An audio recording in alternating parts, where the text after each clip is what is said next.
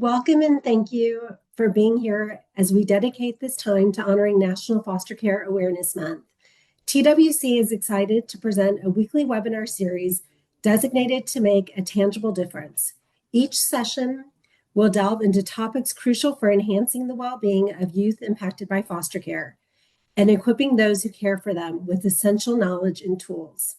This valuable series culminates in and sets the stage for our TWC Annual Foster Youth Conference, which we look forward to hosting July 13th through the 15th of this year at the Marriott Dallas Allen Hotel and Convention Center in Allen, Texas. So before we get started, let me go over a couple of housekeeping items. Attendees who hold a CRC license will earn 1 CEU per session by completing the survey that will be posted toward the end of this 1-hour webinar. Those who hold licenses other than a CRC can take the CEU to their board to seek if it meets their board criteria. This webinar will be recorded, but you must attend live to receive a CRC CEU. The recordings will be posted on our TWC website, which I'll also post in the chat. We will answer as many questions as possible during this webinar. We have ASL interpreters and closed captioning available for attendees. Also, a companion document in Word will be shared for participants who need the accommodation. So I'm pleased to introduce you to Dr. Layne Pethick. Dr. Pethick is a consultant at Region 10 Education Service Center. He specializes in the human brain, neurocognitive and neurobehavioral coaching, and autism spectrum disorders. His work takes him around the world where he shares over 20 years of knowledge with educators and global organizations. Today, he's going to speak on the topic of executive functioning and how it affects behavior. So thank you and welcome, Dr. Pethick. Oh, good morning, everybody. It's always good to be here. I can't wait to get started. I have lots to share, a lot to share. I'll do my best because I know the time is limited. I just need to start by saying to everyone, the way I do quote unquote trainings nowadays, it's no longer about just giving information and celebrating all the cool things we get to find out. But a lot of it is I need to make it accessible and applicable and usable for everybody. So my goal with this today is just a quick overview of executive functions. But what I did is I created it so that anyone can take this, whether you are a caregiver, educator, therapist, anybody, take this and use it to help others understand. I think the biggest thing is being able to make information accessible to all of us so that we can take it and go use it right away. And that's my goal for today. Executive functions are the bare basics of what we do for humans. It is our foundation that our life is built upon.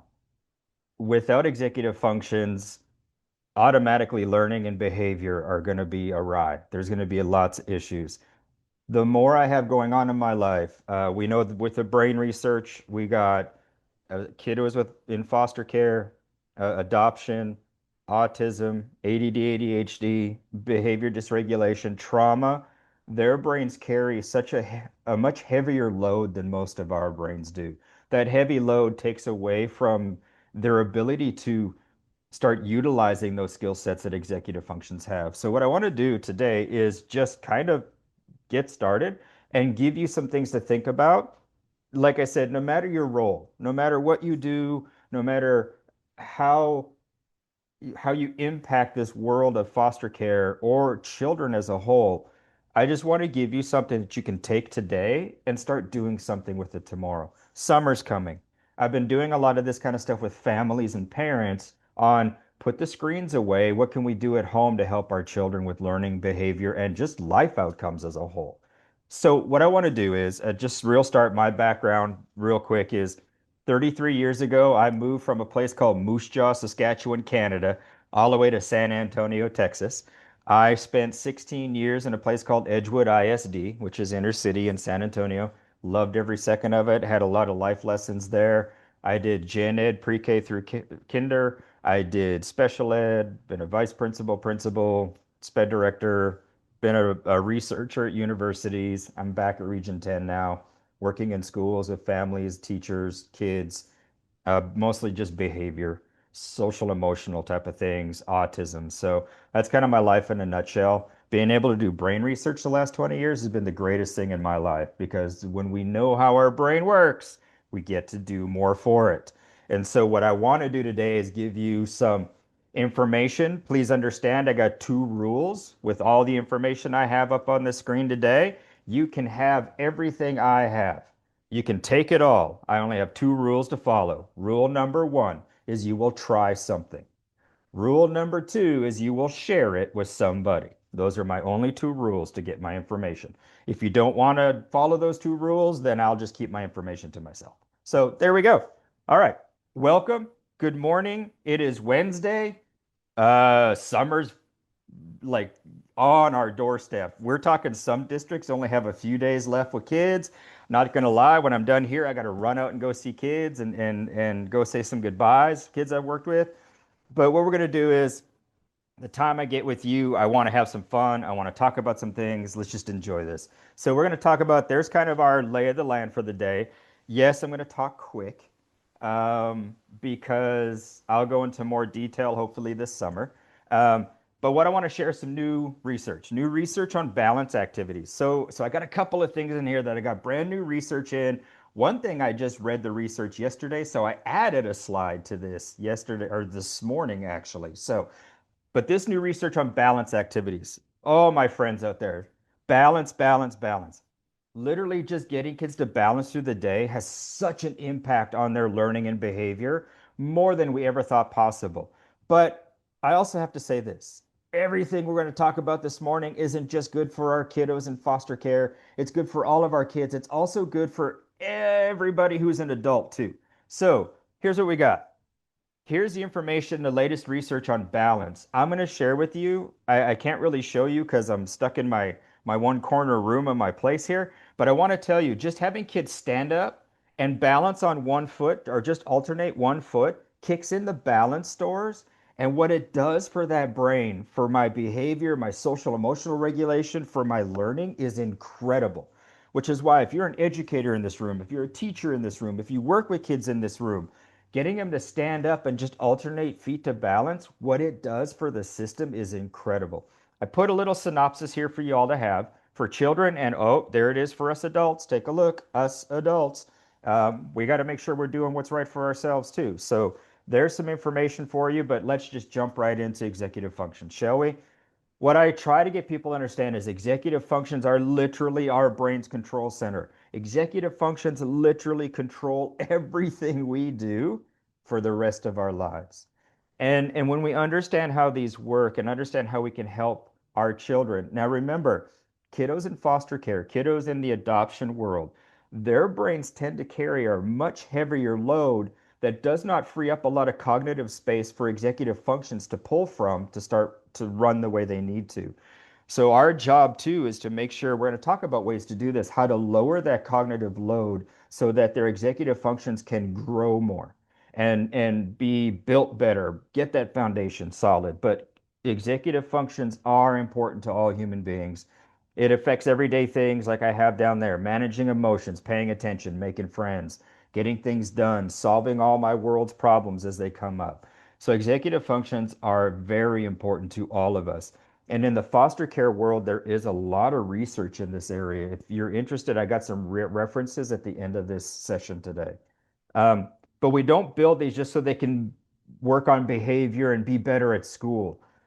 We build these because they need them to be successful in life. They need them for confidence, for independence, all the things that we need our kiddos and our youth and our young adults to get out in the world with has to be with these executive functions.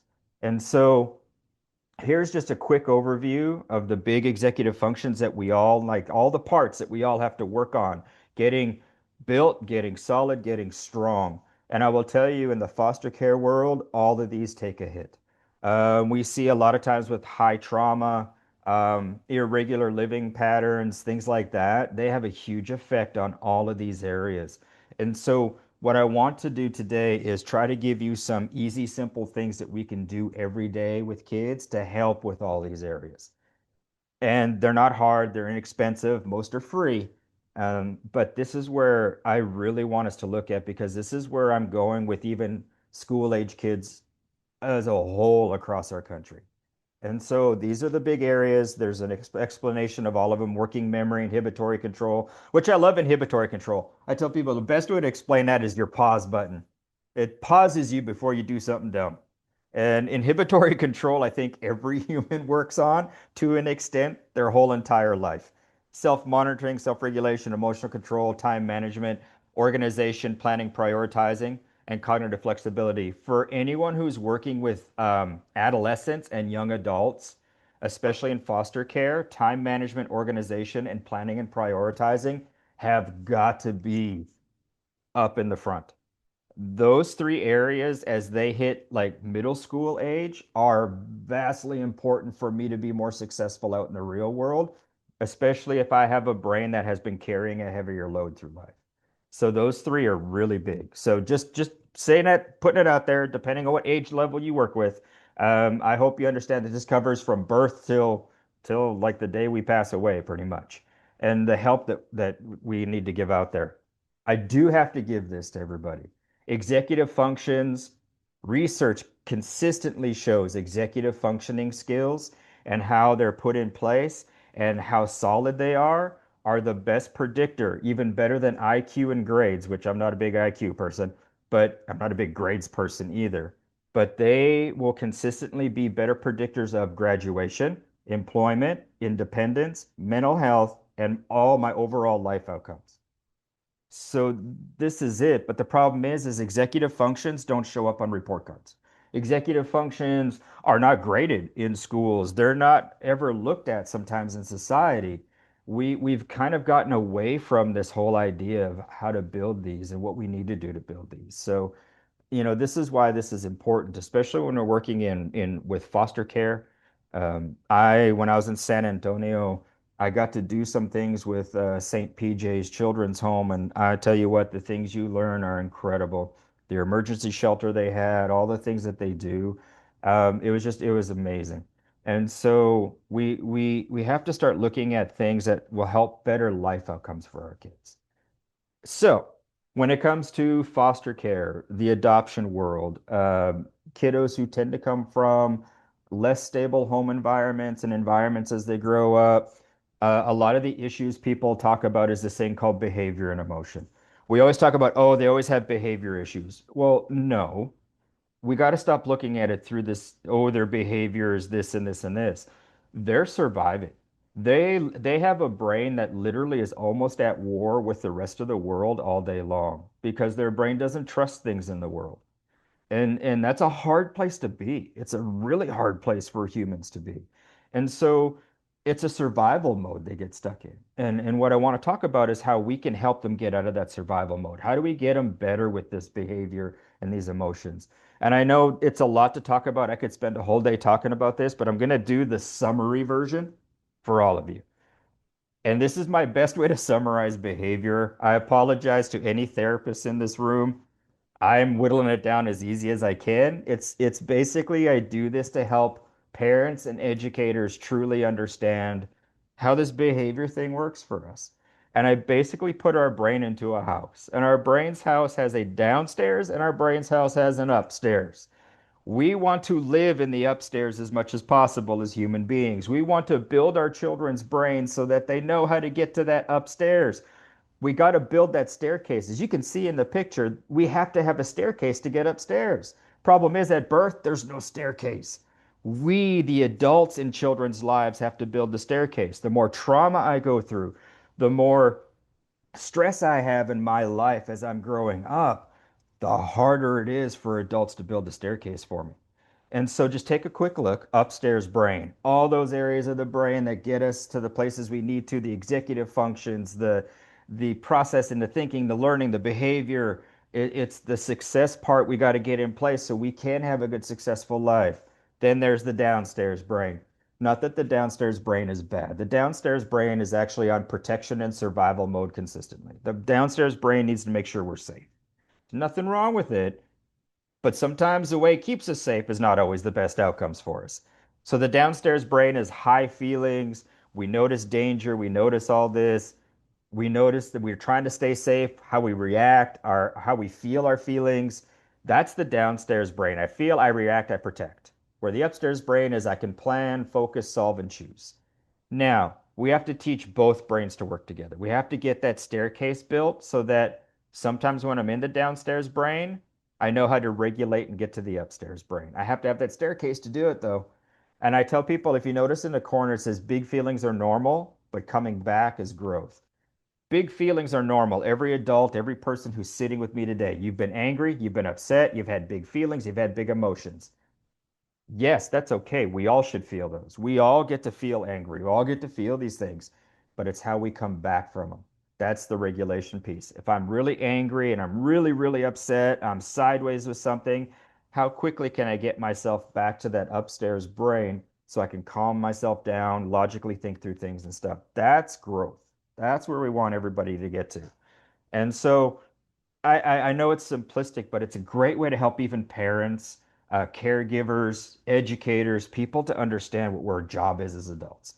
So executive functions build this staircase. The better my executive functions are, the stronger that staircase is for me to go up and down in. But I think we need to talk about some things first. What we need to know, the upstairs brain and the downstairs brain. Well, first off, what we need to know, which is what a lot of adults do not like to hear, that downstairs brain is online, operational, and fully furnished at birth. That downstairs brain is ready. It is like the play place of all play places when I'm born. And it always prefers power and control over cooperation because I'm trying to survive in this world I just got born into. I'm trying to keep myself safe. So that downstairs brain is fully furnished and operational because it's a safety issue. However, the upstairs brain is still under construction. Lots of random pieces floating everywhere, big gaping holes in the floors, and it's literally going to take another 25 plus years to complete. So I'm just going to be quiet for a second. Let that sink in. Okay, good enough. 25 plus years. And here's the research on it. So for all of my friends online who have this thing called a female brain, congratulations. The female brain, that upstairs is usually fully furnished, ready to go for life around 20 to 23. Woo! Good for you. All of my friends on here who have this thing called a male brain. Well,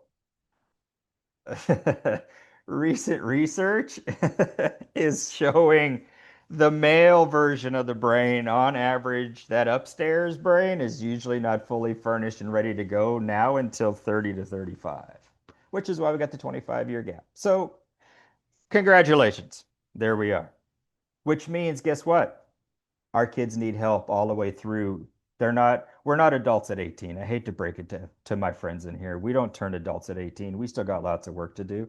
But what I want everyone to understand is this, to change my behavior, to build that staircase, to work with me to get a better staircase built so I can do all of that. It is relationship dependent, period. Stop with the transactional. Our behavior change is not a business transaction. I am not the Skittles and fish cracker person at all. I've been doing this 33 years all around the world with the toughest human beings you can imagine. And in 33 years, and I do behavior, and I get the tough kiddos when I get to go out there and work. I do not give fish crackers and Skittles to anybody. You get time.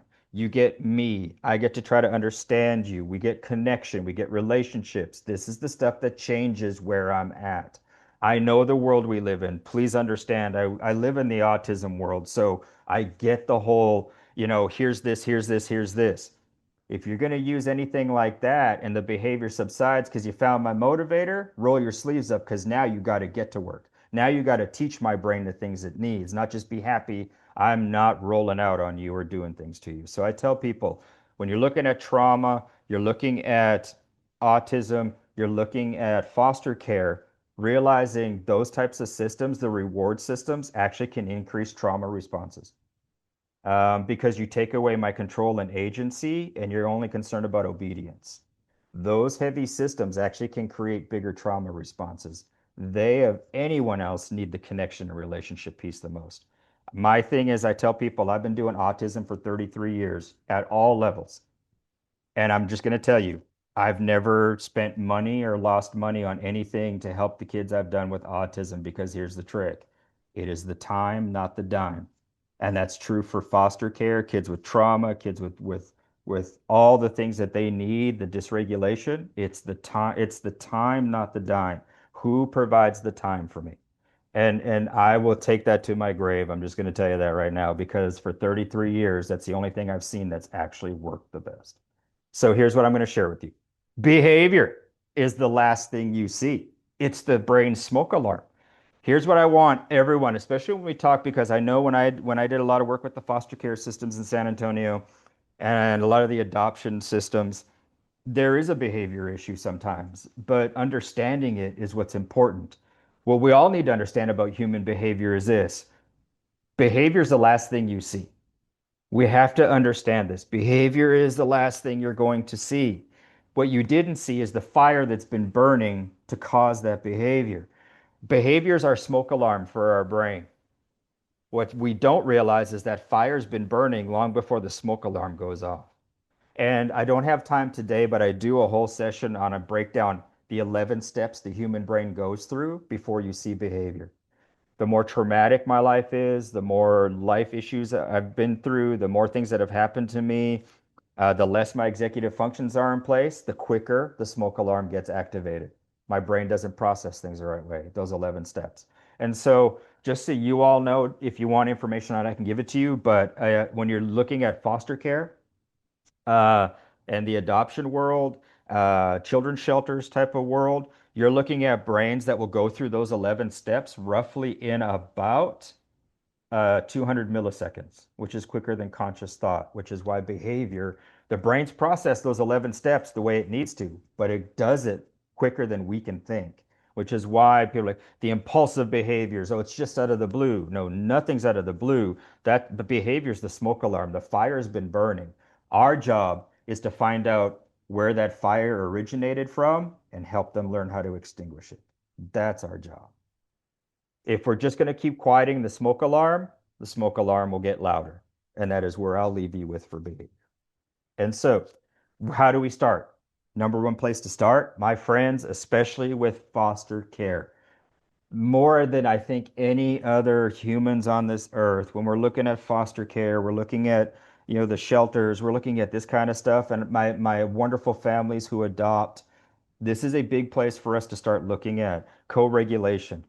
We have to understand that children up until 20 to 25 are going to need co-regulation. And so what this is, I know I got lots on here. I put lots on here for y'all so you can take it and you can even use it how you need to. But what we know now is a child's brain is going to begin to co-regulate within seconds. People used to think, oh, they got to be around people for days or weeks before they start picking up. Nope. What we now know is school-age children's brains, technically birth to about 18, their brains are regulating with all the adults in their environment within seconds. Now, when I say in their environment, as soon as an adult enters a child's sensory field, that child's nervous system starts to sync with that adult brain within seconds. It's called neuroception. And so, think about it. For all of us in this room who work with kids, who work with even adults, but especially our kids, think about it. When you walk in, if you're not in a good headspace, you're not in a great place, you're not in the right mindset, within seconds, that child and their nervous system sync to what you have. I tell all the adults, educators, caregivers, families, anybody around our kids.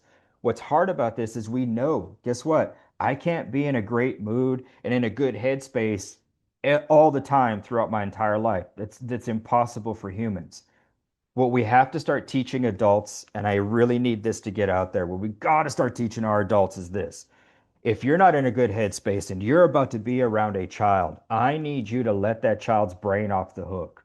I need you to say, hey, I'm not doing very well today. Please understand it's not you. Or, hey, I remember with my kids, hey, you know what? I got a lot of stress, you guys. I'm not doing well today. It's not you. So please, if I'm not acting the right way, whatever, please just know that it's not you. And it lets the child's brain off the hook. Now, the great thing is you got good connections with this child. You now have a new therapist, and they're actually pretty good at it if you sit and listen to them. Because kids, when they hear that their adult they got a connection with isn't doing well, kids take over and want to take care of you. And so what you're also showing kids is it's okay not to be okay, but it's not okay to take it out on somebody. When I worked with our gang members and I worked with our kiddos who were on the streets, and our behaviors and in the juvenile jails, that was the first thing I taught them. It's okay to be angry. It is okay to be upset at the world. It is okay to be just royally angry, not happy, in a bad headspace, but it's not okay to take it out on others. And starting that early is important. Starting that in middle school is important. Starting that in high school is important. So co-regulation is huge. In my books, we got to get this. If there's anything I could change, especially in education right now, this would be it. By the way, research now shows if a child is around a good regulated adult, heart rates start to shift automatically. Their cortisol drops immediately, the stress hormone, and their limbic system. Now, here's the thing. I'm the regulated adult. I got a kid who is rolling out wheels off right in front of me. So long as I can stay regulated and calm within 30 to 90 seconds, even though the child's still rolling and wheels off, their limbic system actually starts to pretty much try to sync with mine, and then it automatically starts bringing it down.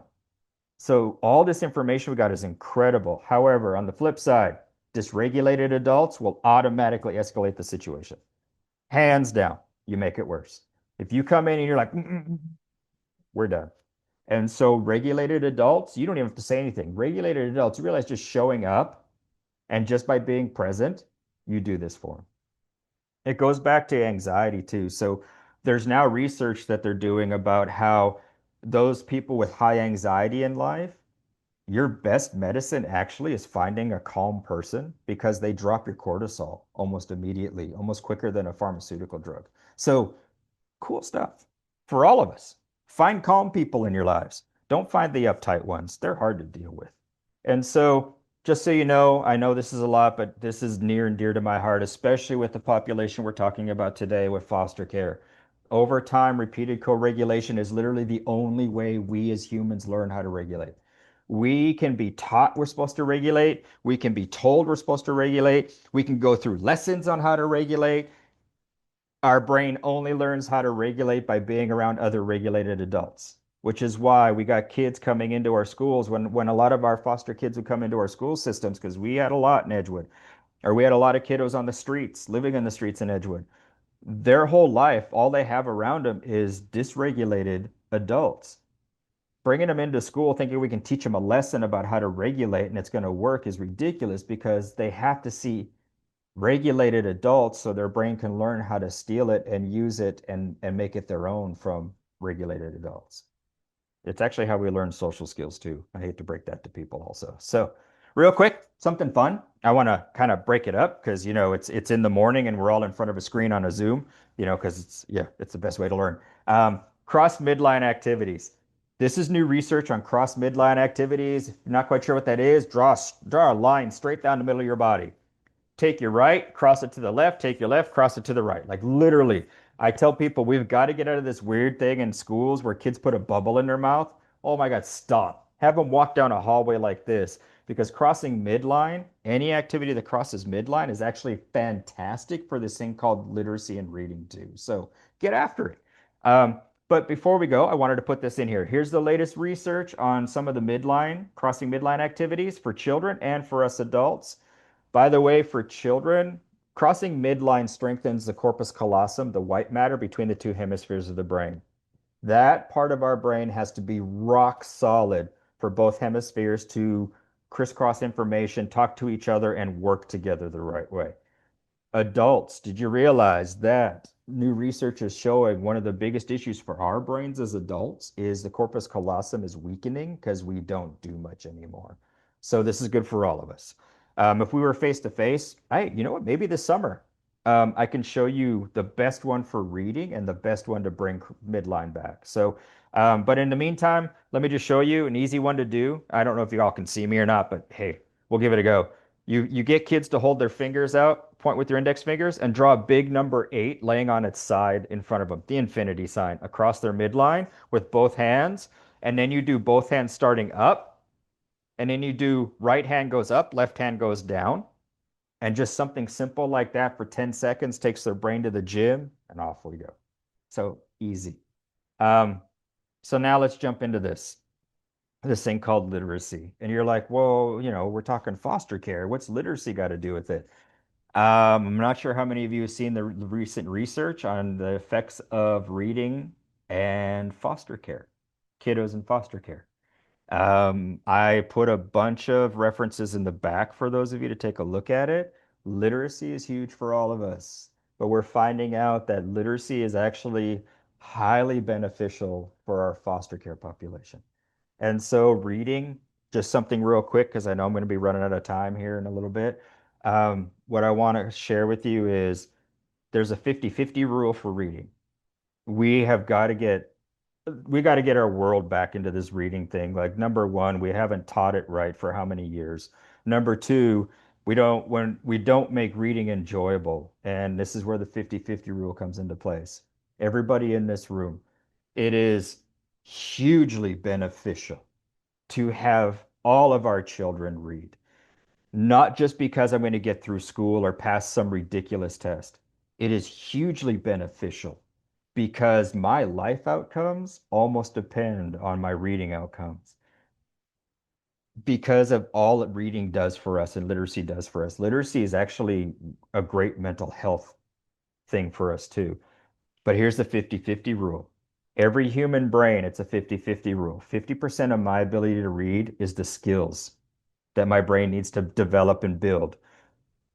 The other 50% is my emotion towards print, which means I have to love reading. I have to love print. I have to love books, cereal boxes, comic books, graphic novels. I need to love print. If I do not love print and I do not love to read, I do not become a reader. We're done.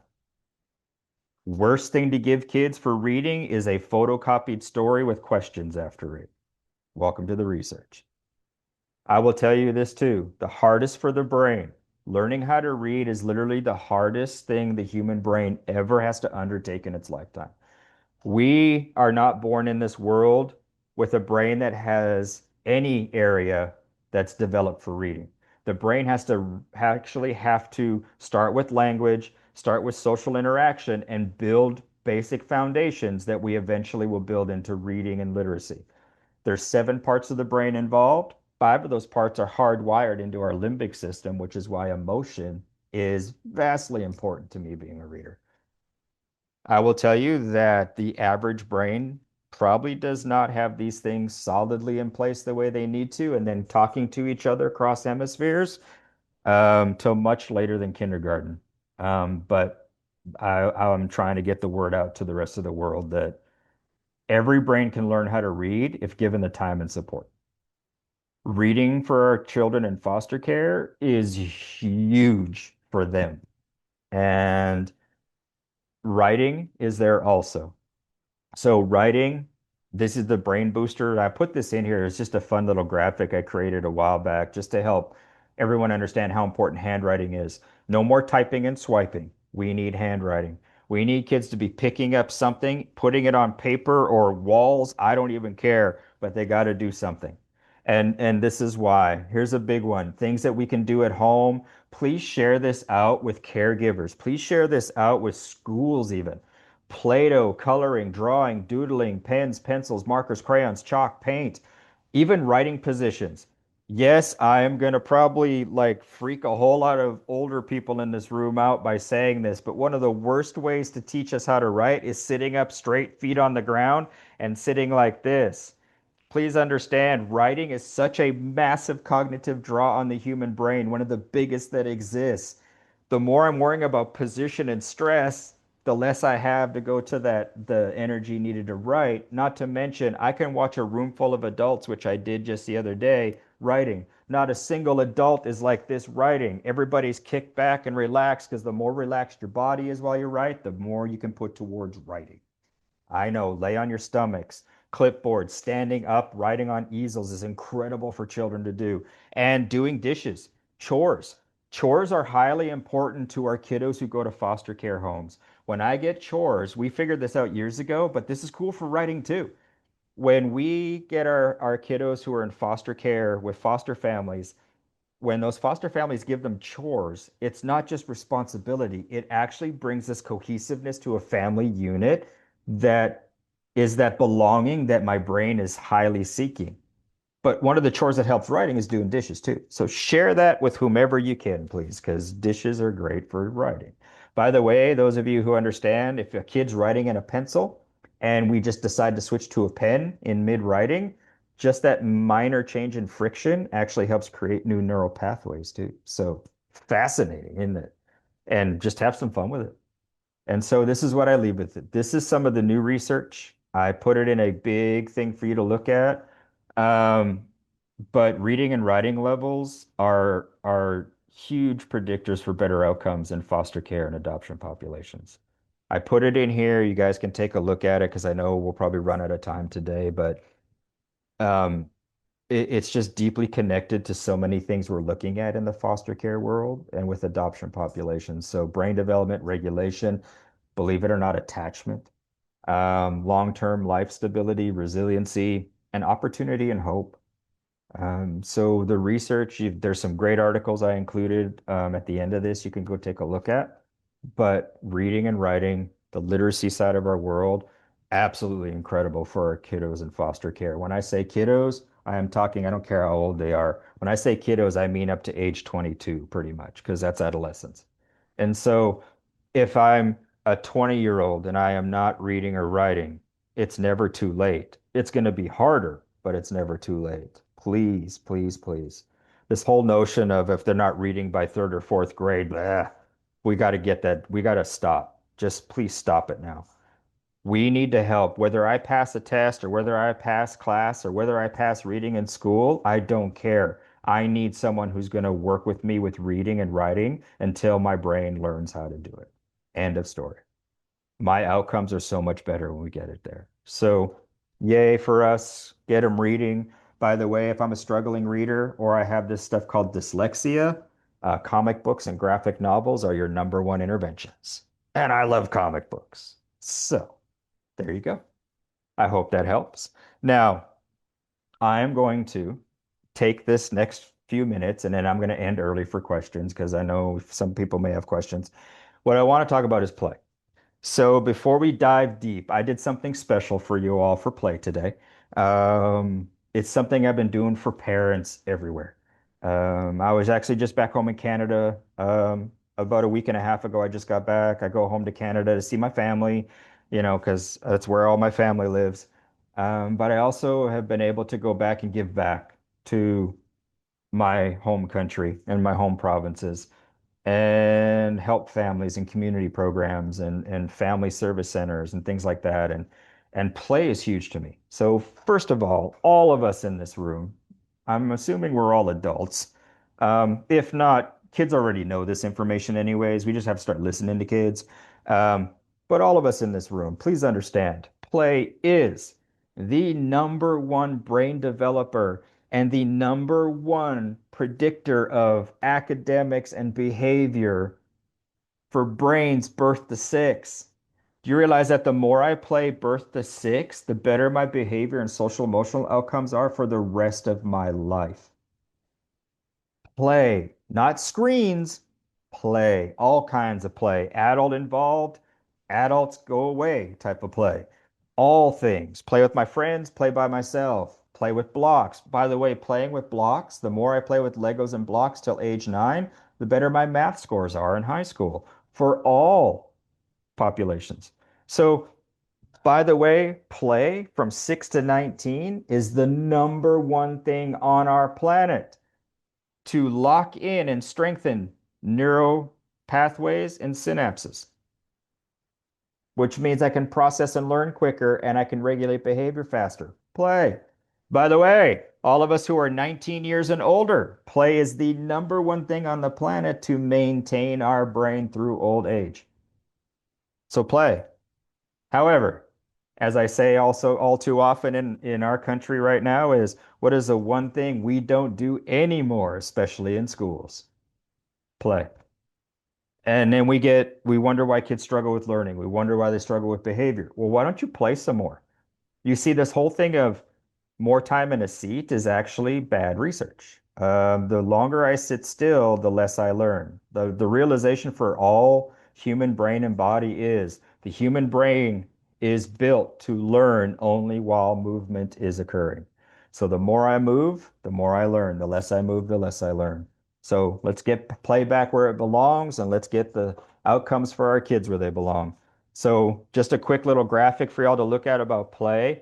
Literally, when you starve my brain of play, you are choking off neural wiring for attention regulation and learning, like full stop. Think about our kiddos in foster care, where their brains are. You know, we all talk about ACEs, we all talk about all this trauma, all the mental health issues, all this stuff. Attention regulation and learning. When my brain gets choked off of play, and I've come from the foster care world, and I don't get that huge amount of play, you are literally choking off my neural wiring for this stuff. Attention, regulation, and learning are huge. It's not an extra, it is literally biological fuel for our brain. And so just some things to take back and think about. So in looking at play and celebrating play and all the benefits it can come at, and because we're talking about the foster care world and we're talking about special brains that exist on this planet that are amazing brains and we want them to have the best outcomes, I give you this. The next few slides are for all of us, no matter what we do, all of us who work with children, the things. Children, remember, birth to age 25 at this point, and actually everything after this is good for everybody till the day we leave this earth. I need us to understand how impactful play gets to be for everybody and how play is literally one of your best interventions in the foster care world. And so here's where we're going to start. And it's one of the best things for executive functions. And so we're going to start with drawing and doodling. Just something simple, free. Get a sheet of paper, get anything they can draw a color with sidewalk chalk. I know some parents in here, you've had the white walls where they have crayons. I get it, makes us mad, but it's still got benefit to it. And here it is. These are all the things that just getting a child to draw and doodle does for their brain. So take a look. There's 8 just on this slide. Just on this slide, there's 8. But wait, there's 8 more. There's more that just drawing and doodling does. So I'm going to go back and forth. All of this is just by giving a child a piece of paper, something to write with, something to draw on. Coloring has great implications for our kids too. But think about it. This is why I tell teachers in education, taking notes is cognitively difficult to any human brain. Drawing does all of this. So let them draw while they listen to your lessons and then have them go back and fill it in with notes. It actually goes to show that the brain will learn up to 10 times more information that way than just taking notes. And so, ta-da! And it doesn't matter how good you are. That's the beauty of it. If you're a stick figure drawer, it doesn't matter. If you have trouble making a circle, who cares? It does all this for your brain no matter what. Because our brains don't care how good you are at it. Our brains just care that you do it. And so there it is, drawing and doodling. Something for the summertime for some of our families, for some of our caregivers, things that they can introduce through the days over the summer when kiddos aren't in school anymore, or kids who are transitioning off into maybe they're going to college, or maybe they're starting their work world life, or they're starting the adult life that we all love so much. Teach them these skills because it's something I still do. I still will sit and draw to relax, to de-stress, and to just get things out. So it's a great skill to teach. Card games. All my friends on here, get yourself a cheap deck of cards from the dollar store where nothing's a dollar anymore. I think cards are like $1.05. And so just playing card games. What we actually know now, by the way, is teaching card games to children is one of the best behavior interventions that exists on the planet. Card games. There's one particular card game we're going to talk about coming up, but just any card game. Go Fish can be an amazing behavior intervention and social emotional intervention for our kids. So look, all these things just from card games, just these 2 slides. These cards have a big impact on a lot of the areas of my executive functioning and brain that do with behavior and emotional regulation. So card games. I remember when I taught in the behavior unit, the behavior classroom, we played cards all the time. And we also played another game that we're going to introduce coming up pretty soon too. Oh, Connect Four. You didn't see that one coming, did you? Connect Four. I mean, how many of you love Connect Four? Such a great game. And by the way, this too is at the dollar store where nothing's a dollar anymore. Um, you can get the cheap knockoff one for literally like 250. But Connect Four, look at all just playing Connect Four does. I have a gigantic Connect Four. If anyone's ever been to my trainings, you get to play it because I give adult recess at my trainings now. I love adult recess. Adults, we need recess, by the way. Go take it. Well, not now. Wait till I'm done. Go take it when I'm done. Um, Now, here's the rest of Connect 4. All these 12 areas are the biggest areas impacted by Connect 4. See? Now, think about it. Think about our kids that we work with in foster care. And when I say kids, please understand, I mean all the way till they are adults trying to make it on their own. We adults, youth, young adults, think about it. A lot of our people in foster care need a lot of these parts of the brain to be built up. And these are great ways we can do it. Great ways that you can play and talk and have conversations. Great ways to do like a therapy session, play a card game, talk through things, that kind of stuff. Man, our behavior classroom, I'm telling you, we'd play cards and they would spill their guts on their life as we're playing cards, and we walk them through it on ways to manage it better, things to keep trying. It's just a great thing to do. And I'm in Texas. We all live in Texas, so I had to put cornhole in here for y'all. Yes, your weekend game that everybody loves in Texas. I got like more thumbs up on that slide than any other slide through the whole thing this morning. Cornhole, literally the greatest thing, one of the greatest activities you could do with kids and adults. By the way, this is good for aging adult brains too. Uh, but just doing cornhole, like there's these first six, and then there's the next six. Like, take a look just by playing cornhole. I played with a little 18-month-old. I did a parent training at a school about a month and a half ago, and I had a cornhole set. And this little guy, like 18 months, is like throwing cornhole things. And it's funny because as I'm playing with him, I'm thinking about all these things that it's doing just for this little guy, trying to, like, he didn't throw it, he just like carry it and try and drop it in the hole. But hey, we modified for 18 months. And so it's really kind of cool what it does because these are ways we can help a lot of our kids, or help a lot of our youth, a lot of our young adults. My favorite of all time, I told you I was going to get to it. Uno. Uno is absolutely researched as one of the greatest games on the planet. I think we should have Uno curriculum in Texas. I think every classroom should have an Uno game. By the way, I think I have, oh yeah, yeah, yeah. I got something to show you. Look at what I got. Look, giant Uno. It's fantastic. So this is one of the greatest games for behavior, like regulation, socialization.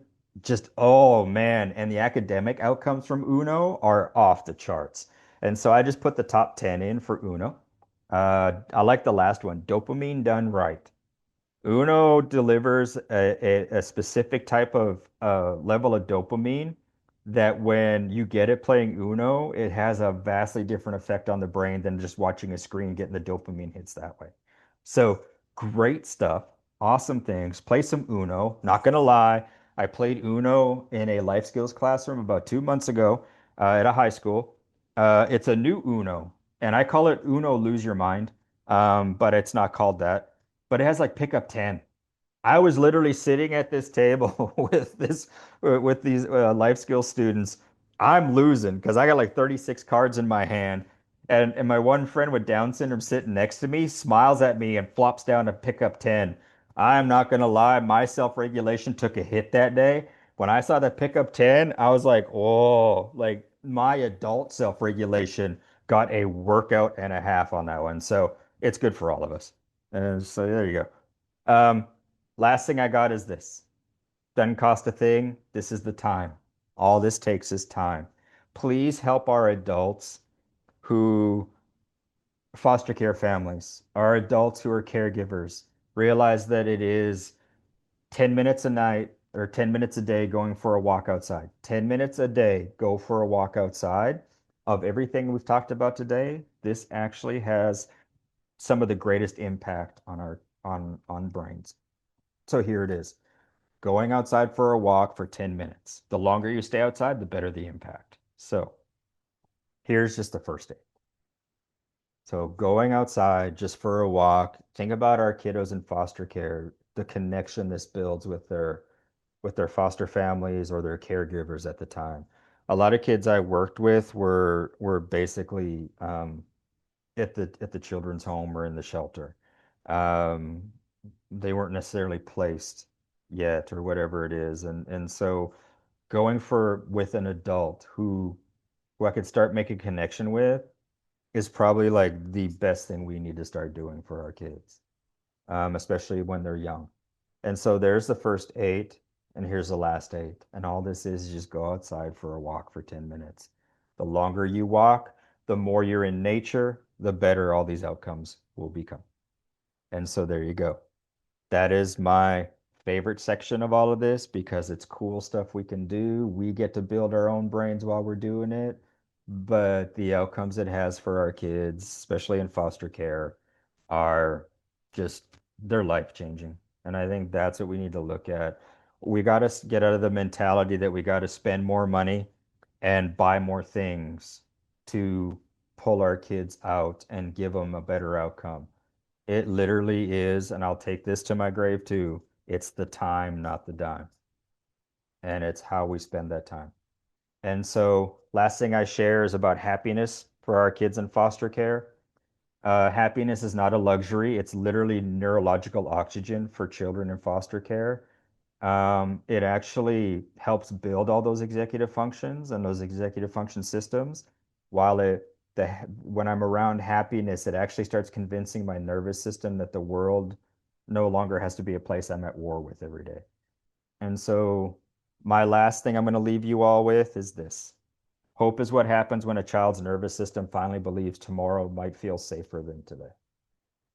And so, with that, I will stop talking and I will answer questions. Whatever it is you need, there's my info. Feel free if you need more information on stuff, just so y'all know, I promised you references. These are just a very few select references to get you started. So those are the reading ones. I put those on separate ones because I found them just recently. So there's some stuff you can look at for references, but my friends, I'm done. I wish we would have ended our webinar series with you. The feedback has just been phenomenal. One of the comments from Danita Powell Malvern, hope I didn't butcher your name, she said, "This has been phenomenal. I've been in the nonprofit world for 30 years, and this is by far one of my most engaging and encouraging presentations I've had the pleasure to be part of." Thank Oh, you. that's awesome. Thank you. Well, Yeah, so lots of feedback like that. cool.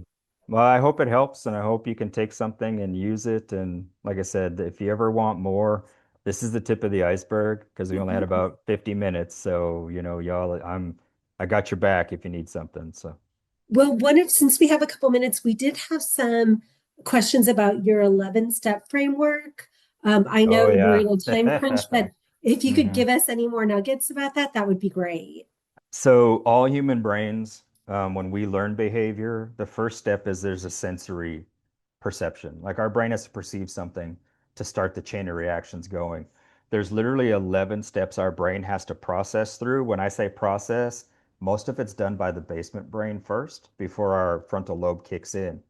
If I got, if I, my executive functions are good, people are working on them. If I have good self-regulation, my prefrontal cortex, my frontal lobe will kick in about step number 5. If not, my prefrontal cortex and frontal lobe never kick in. And if my prefrontal cortex and frontal lobe can't kick in, those 11 steps get pushed through that feeling brain super fast, and there's the reaction. It's usually what we call trauma. It's usually what we call the impulsivity reactions. It's the big behaviors. I will tell people a regulated brain, a calm regulated brain takes 2 to 5 seconds to go through all 11 steps. if we're a little emotional, we got lots going on, we got things going on in life, we got some emotion built up, those brains will go through those 11 steps in about a second. Trauma, autism, um, you know, behavior dysregulation, all those types of brains, it is literally the 200 milliseconds. Their brain goes through everything in 200 milliseconds and then behavior comes out.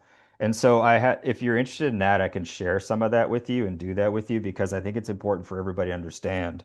And just so y'all know in here, my plug is, the autism world, we need to look at it. It's a trauma-based disability. It's their brains because of how they're born and developed. It's a trauma issue we're dealing with. But, we keep feeding them Skittles and fish crackers to keep them under control, and it just creates sometimes bigger trauma incidences. So please understand, I'm not against those types of systems, but if we're using them, they're about this much in a program that's about this big for our kids. And when we use them, we got to use them with other things in order to get behavior change. And it goes for foster care too. If you're going to use those systems and you're going to feed me those Skittles or feed me those fish crackers or give me that reward system, the token economy, when my behavior is calm, who's coming in to teach my system better ways to manage this stuff? Because if I'm still throwing chairs when I get upset, that's telling you that's all my brain knows. All my brain knows is when it gets hit by this feeling, that's all I know to do is throw a chair. So stop getting mad and teach me something you want me to do. And we can't reward or punish behavior in and out of human brains. We're not animals. That's dog training and lab rats. And so, yeah, that's one thing I get across with behavior is we got to start looking at it the way we need to with the human brain. So, Absolutely. And then we had another question. Can you share a handout on the 11 steps? yeah, I can share the part of the training I do. I'll send you the slides. I'll PDF them and I can send them out. Just shoot me your information. I can get them there. So, yeah. Well, we're definitely going to have you back, Dr. Pethick. And we did have an inquiry too from our friend Leanne Godinez in getting you out to her Project Search folks to talk Oh, for about sure. self-regulation. Oh, yeah. Um, So co-regulation and self-regulation. Gotta love that stuff. Yeah. And I promise all those in the chat that want to connect with you, I'll do a joint email with introductions for you all. And this information will be shared, or this webinar will be shared on our TWC internet page as well. I've already dropped in the link for the survey so you all can get CEUs. And I already know that the survey feedback is going to be phenomenal is as we see all the hearts and party things and everything that's popping up on the screen throughout your Yeah. presentation. All my interpreters who followed me today, like I owe you all a lunch. Because I'm probably not the easiest human to follow. So I appreciate all my interpreters that helped today too, because yeah, I know what I'm like and I know it's not easy. One last thing though, before we stop, I have a condensed version of this exact PowerPoint that I already translated into Spanish. So if anyone wants that, I can send it to. Yes, if we could have that as well, that would be amazing. And we can put that on our TWC page as well. Okay. Yep. So thank you so much, Dr. Pethick. Unfortunately, I don't think we have you at this year's Foster Youth Conference. Yeah, and I think it was Um, just this I was able to do for you all. So yes, I couldn't remember, so my brain was like gapping out. So so hopefully we'll get you at next year's Foster yes, Youth anytime. Conference. Anytime. And Yeah. if you're able to attend, we'd love to have you to attend as a guest, and we're sure that you'll have a big following of fans. I'll maybe pop by and say hello to everybody. Awesome. Well, we love Yeah. that. We have 2 minutes left. If anybody else has any questions, um, And thank if you, anyone lots of couldn't people. tell, I run my life off of caffeine and ADD. So it's awesome. Well, just lots of kudos to you in the chat is pretty much what I'm No, thank you saying. all. I appreciate everyone Lots of being here. valuable information. So we thank you so much for your time. We know that you're exceptionally busy, and everything that you shared today, I think you have a commitment from us to pay it forward and share it with all those that are impacted by foster care and by autism. So thank you so very much. Oh, you're welcome. I said thanks to everybody who was here. Give up some of your time to come and listen. And, we work together to make it better. So. Thank you. You have a wonderful day, and thank you to everybody else that was able to join today.